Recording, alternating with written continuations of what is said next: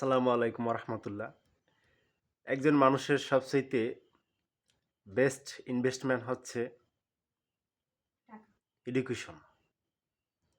অর্থাৎ একজন মানুষ যদি 6 মাসের বিনিয়োগ করতে চায় তাহলে সে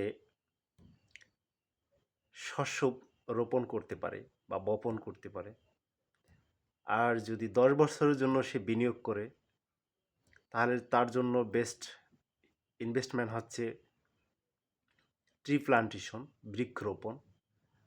আর যদি সে 100 বছরের জন্য বিনিয়োগ করতে চায় তাহলে তার জন্য বেস্ট ইনভেস্টমেন্ট হচ্ছে তার সন্তানকে সুশিক্ষায় শিক্ষিত করা, অর্থাৎ হায়ার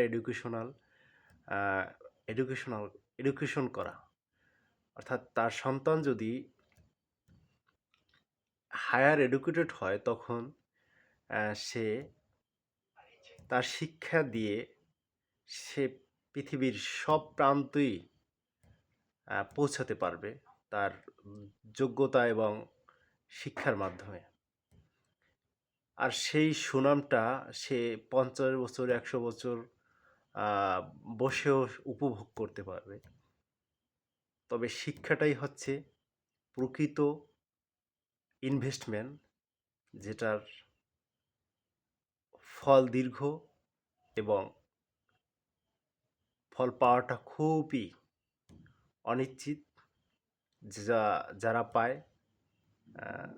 তারা খুব স্বাচ্ছন্দ্যে জীবনযাপন করে।